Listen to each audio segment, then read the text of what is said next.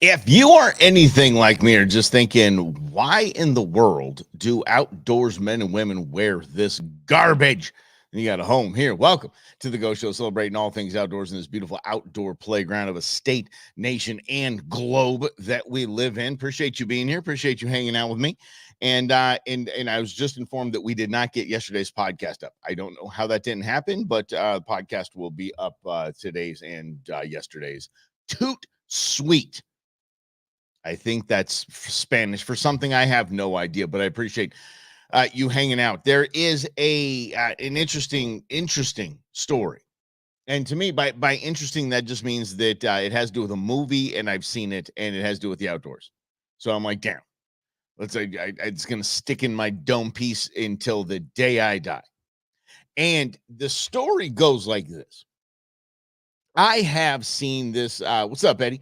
I have seen this country's march into what Mike Judge brilliantly called idiocracy, and the movie Idiocracy is fantastic in every way. It's fantastic. It's 20 years old, and it basically has become a documentary on just the idiocracy that we see, the idiocy that we see in today's world. But here's where it pulls into the world of the outdoors. There was and if you don't understand the concept of the movie was that only unintelligent people have been breeding for decades. They show like the very buttoned up, educated, academic kind of couple. They're like, we're waiting to have kids, and then they show someone in a trailer with like 19 kids running around. And what that did to the society. So, and they cryo froze two military people, and they wake up just decades later, right? Is that same that old song and dance? But Mike Judge is a genius, is brilliant. And the set designer decided that everyone in this new era would be wearing the same footwear. Everything's kind of standard across the board. And they needed to find shoes that everyone could wear, and shoes that looked dumb enough to fit the Idiocracy movie. This was 20 years ago. The costume designer went to Mike Judge and said, I found this shoe designer that is building making this shoe. I think it's perfect. Mike Judge looked at the shoe 20 years ago. Mike Judge looked at the shoe and said, that is absolutely perfect, because only an idiot would wear something like this. I'm not kidding, gang. Crocs.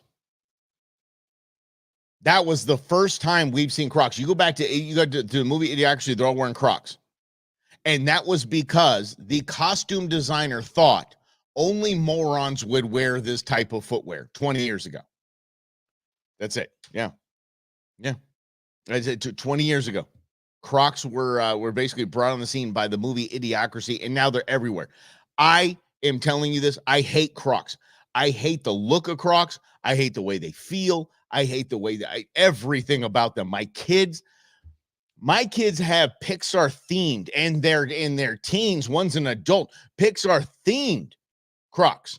They have all these little gadgets, little doohickeys that they're putting all over these things. They're awful. They're worse than shower shoes. The athletic slides. There's no such thing as an athletic slide, y'all. And people wearing Birkenstocks with the stocks and socks. Nope. But I have been outwardly, openly against Crocs since they came on the scene, and here in our outdoor world, since they made them in camo. God, they're ugly. They're just absolutely, they're horrifyingly ugly. My son got a pair that actually looked like almost looked like Converse, and they kind of had that vibe to them, and they were the wrong size, so they were dad size now. So I'm like, okay, here's what I'll do. I'm going to use these. I'm going to wear these when I mow the lawn.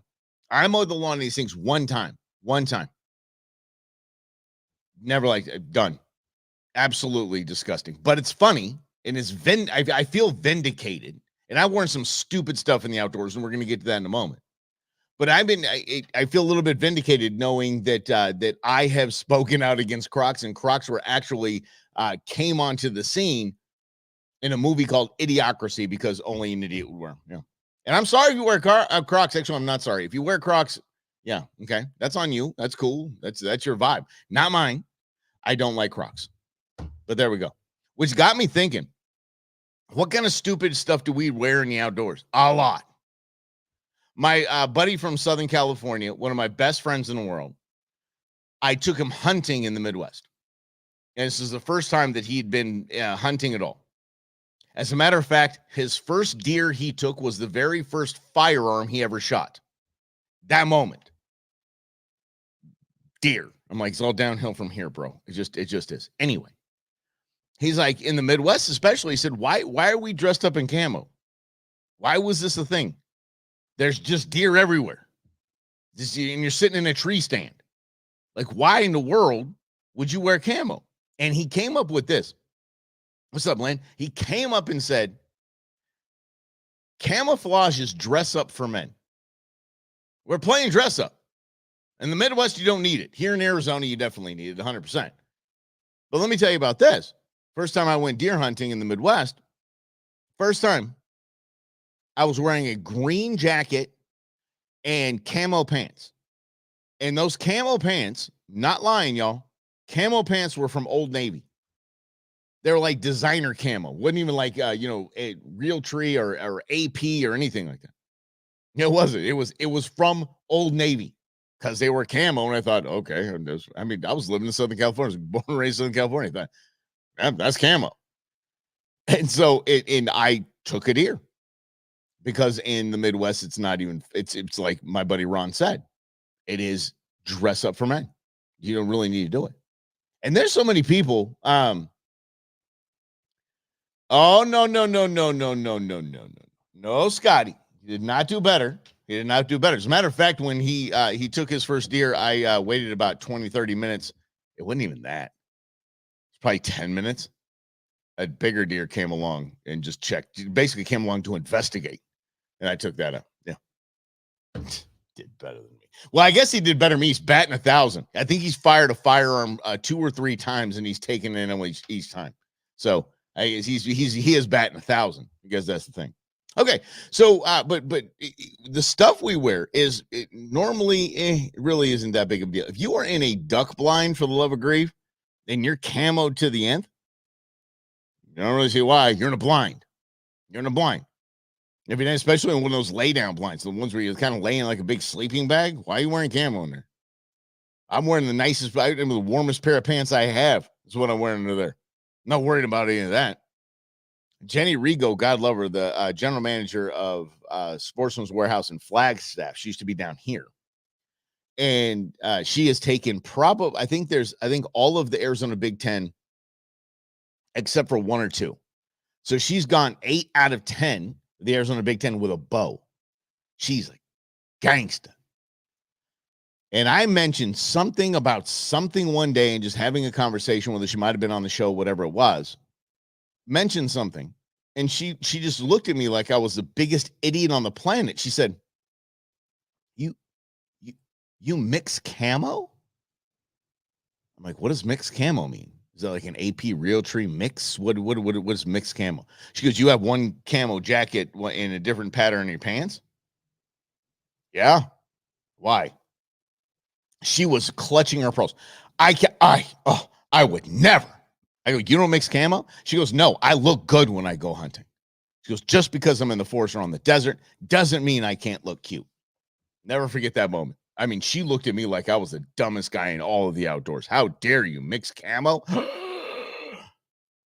But we do. We wear stupid stuff like Crocs. Good stuff that we wear, though. You guys got to check these out. Especially if you guys do any kind of waterfowl, or if you just want some, or if you camp and you want what I call them camping slippers. My camping slippers are muck boots. Muck boots might be the most comfortable thing ever made. Okay. It is rubberized. Yes. But it's not a croc. Mm-hmm. Yeah. Eddie, look at, if she wears, as you said, I bet she wears perfume too. She might. Because she's that gangsta. But if she wears perfume, I want to wear that same perfume because apparently it's an attractant. Because she's taken, like I said, 8 of the 10 Arizona Big Ten big game species with a bow. And with a bow, it ain't like you can cheat like you can with a rifle. You were 200, 250 yards back, 300 yards back, no big deal. I could wear any kind of cologne I want, wear any kind of perfume anybody wants to wear. Don't even have to. I could rub myself in bacon and still be fine with a rifle. With a bow, though, you got to get within 40, 50 yards. Dead. I wouldn't doubt it, though. She goes, "Oh no, this is called dose." Maybe she wears doe esters. I have no idea. I have no idea. Anyway, but those muck boots are fantastic. They're great. They're slip on, slip off. They're so comfortable. Yeah. Sometimes you got to go to the natural bathroom out of the jumping jack, right? Go to nature's bathroom. And I've been out there just in my chonies and muck boots. I'm sorry for the visual, but I have. And just slide them on, man. Get in there, get right back in the jumping jack, slide those suckers off, and away you go. Oh man, it's fantastic. Yeah. But we wear just we kind of go overkill, I would say. And understand this. The reason why you see a lot of hunters back in the day, and they're wearing that black and red checker pattern, deer can't see that. That's the best camo there is. Deer, I have no idea why. Deer cannot see that, but that was the camouflage of the day, was a normal flannel, because, I mean, just the thought of having an entire section of your closet dedicated to hunting clothes back in that day was absurd. It was absolutely absurd. So these guys had that's their flannel they wore, that red and black check flannel. The deer cannot see it. You guys can fact check me all you want on that one. And it kind of goes back to what we talked about yesterday. Oh, it's okay, buddy. Hey, Grizz, don't worry, pal. Tomorrow we're gonna do the fuzzy cow petting, because I think that is the picture you sent me. Fantastic. Yeah. But it goes back to what I was talking about, buying gear. Spending a lot of money on camo, to me, is absurd. I do not have expensive camo. I really, really don't. I have camo that either, like I said, bought it Old Navy or stuff. I think the most expensive set I bought it 50% off. It was an Under Armour set. That's my favorite. But I have Field and Stream branded camo pants. I got the Redhead and whatever the Cabela's line was, where they'd have those bins of pants that were like $20 a piece. Yeah. I don't think spending a lot of money on camo is smart. Sorry. I have guys that have jackets that cost more than my boots. And I'm thinking about, I'm talking about nice boots like Tacovas. I'm not talking about, stuff you buy in a Walmart. Their jackets are expensive. I'm like, dude, I'm just going to stay warm. And look, if deer sees me or elk sees me and they're like, oh, it's because of your crappy camo. Okay. That's it. Yeah. Yeah. Was that not sure if you saw my comment from yesterday, but I got results 34A. Nice. There we go.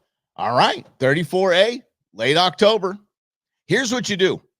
Eddie, you act like you've never hunted before and roll into like a Circle K and just ask the dude, hey, do you know where any deer are? And they'll point to it and you just go and you shoot the deer.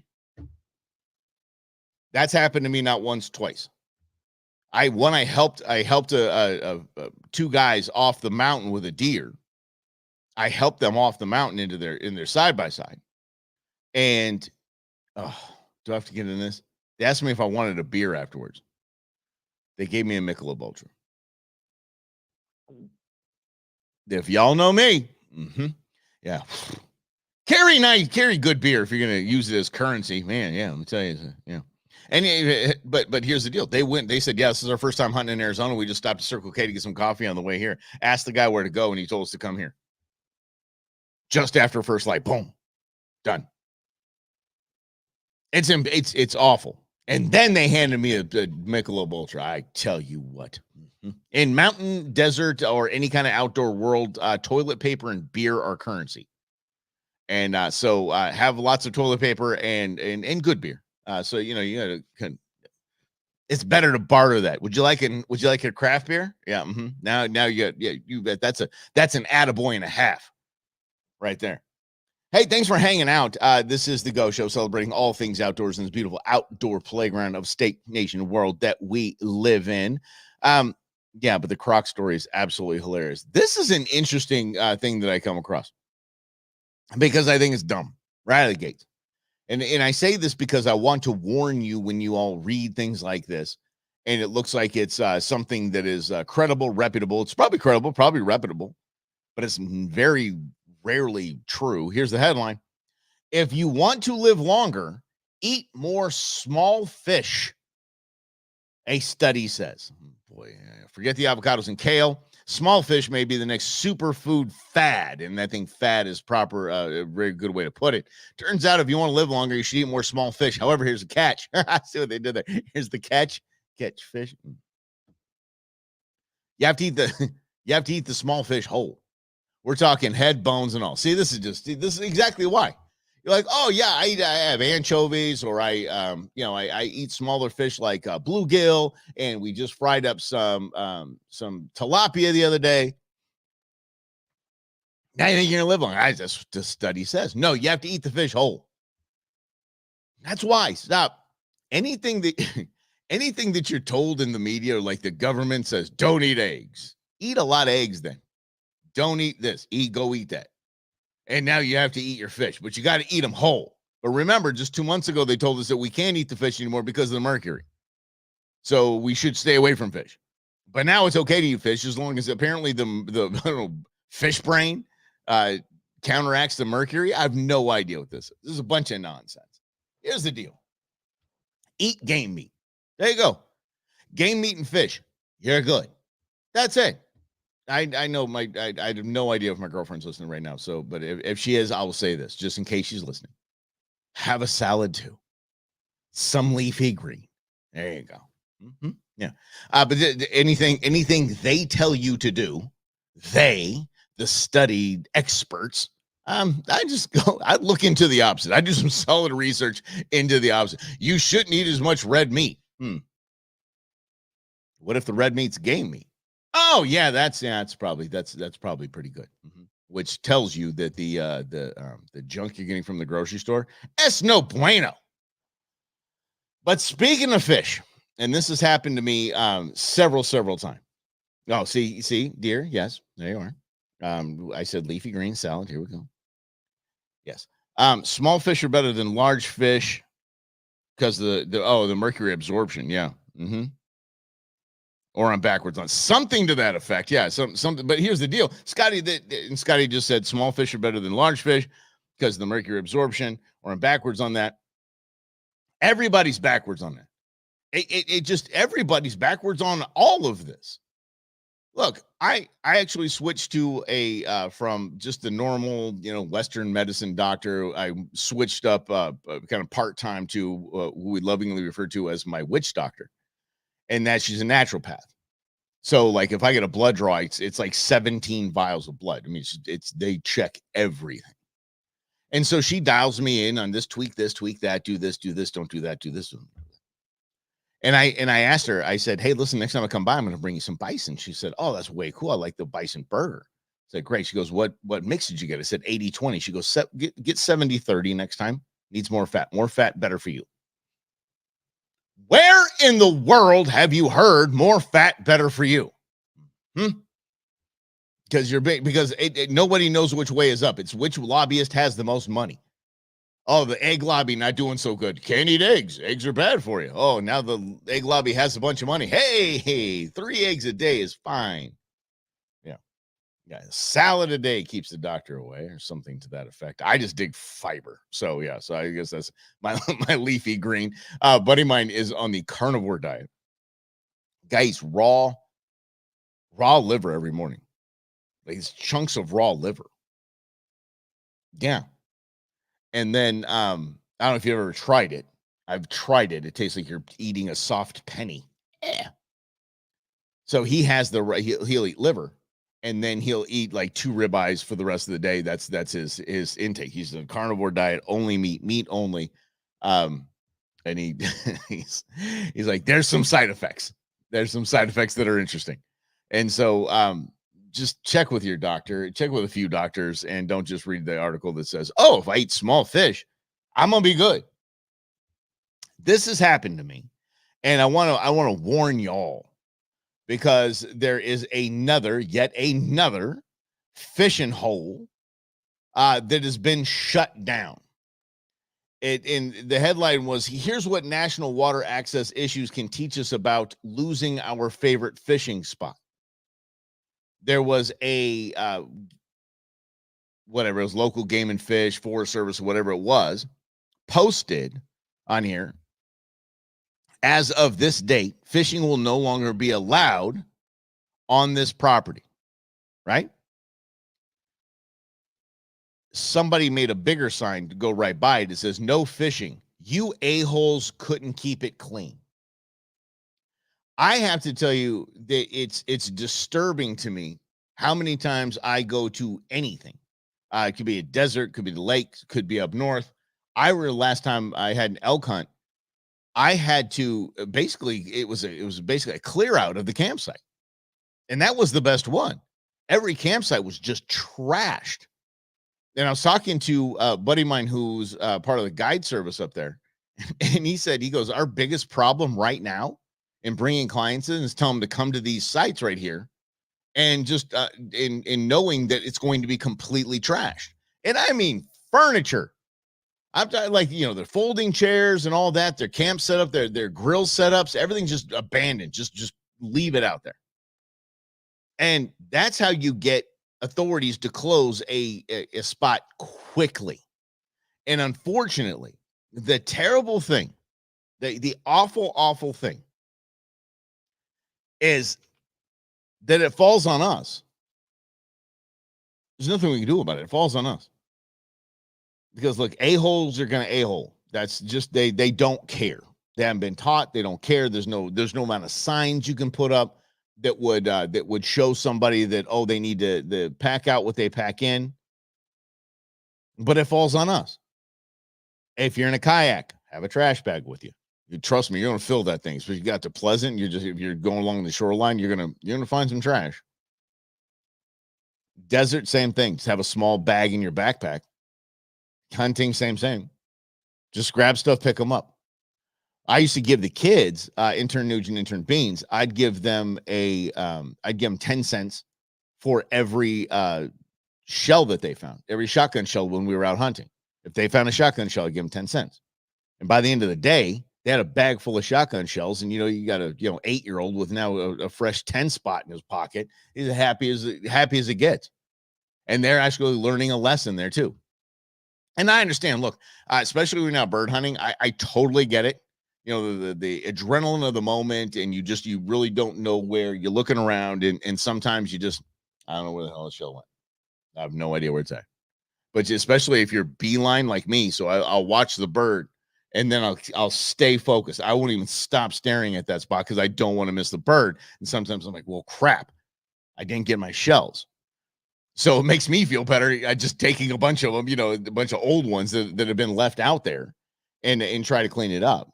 And especially when I'm hunting at the club, at Desert Creek Sportsman's Club, I want to, I want Tony's place to be as nice as I can possibly leave it. So I'm always picking up shells out there.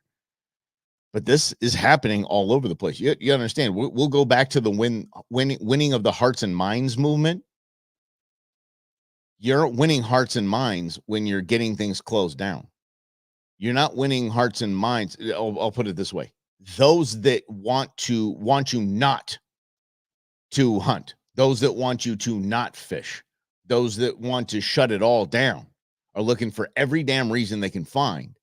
And there's no better reason than, look, they're trashing the landscape. They're trashing the environment. They're absolutely, it's something we need to shut down. And it's not too difficult to get them to shut that down. It could be a private piece of land, maybe a piece of farmland, and go knock on the door and be like, you understand that you're letting people hunt and fish on your land. They're trashing it. Shuts that down pretty quickly, doesn't it? And same with any kind of, you go to any town, city meeting or a city council meeting, things like that, with pictures blown up. Here's what this access area looks like. Here's what this shooting area looks like. Here's what this fishing area looks like. They shut down one. It's not Lake Mary. It's a lake up north. They shut it down because of too many people shut down to swimming because there was so much tackle in the water. Lines, hooks, lures. People couldn't walk out there. They had to shut it down. No swimming at all. No swimming access. All these kids out there camping, having a good time, want to go swimming in the lake. Nope. Go swimming in the cream of mallard, but hey, whatever. As they swimming, some of them, it's like, sheesh. Oh, a lure, a hook in the toe is probably the least of your worries in some of those spots. But then shut it down. And then who has to? We're the ones that have to go out there and fix things. I mean, they had to have divers go in, and I don't know this is very recently. They had divers go in and just basically plucking lures out. You want a gig? How about that? Get some dive equipment and just go along the shore of most of these lakes. You are going to pull out a lot of lures. You're going to pull out a lot of probably expensive lures, and you just sell them for $1 a piece. Dang, have a kid do that? You're going to retire and retire quickly. So hunting is the same thing. And by the way, the biggest cardinal sin you can do is, especially if you're on somebody's land, is just shoot near any kind of structure. I mean, you're going to get it shut down immediately. And here in Arizona, there's a lot of places that are shut down because of jabronis that are out there just leaving their stuff, leaving beer cans. That's the worst to me. And yes, people do drink beer when they hunt. I don't need to send an email that one. Beer cans drive me nuts. Like how damn lazy are you? Like seriously, how lazy are you? I mean, what is it that you didn't want to put it in your pack and your pack smell like beer? Well, you were drinking while you were out there, you slappy. I mean, this is what it is. Yeah. I did tell Grizz that we are going to talk about petting the fuzzy cows. I have an idea. He sent a picture, and I actually have an idea that this might work. We might get people to stop petting the fuzzy cows if we just implement this. And tomorrow, we're also going to be talking about duck season in Australia and these activists. Wait till you see these people. Holy mackerel. You got to tip the hat to them. I mean, they're tenacious. They're on it. At least they're doing something, right? Appreciate you hanging out with all of us. Thank you so much, Grizz, Eddie, and the lovely Becky. Lynn, Scotty, appreciate you guys. And Scotty, I will, let's see here, find which doctor. Okay, actually, Scotty, you're going to want to tune in just a few moments to the Russell and Hunters and other news because we're going to talk about just that. And I'll get you that information, buddy. I will. All right. Hey, guys, thanks for hanging out with us. Appreciate it. We'll see you tomorrow right here on the Go Show, celebrating all things outdoors in this beautiful outdoor playground of a state, nation, and world.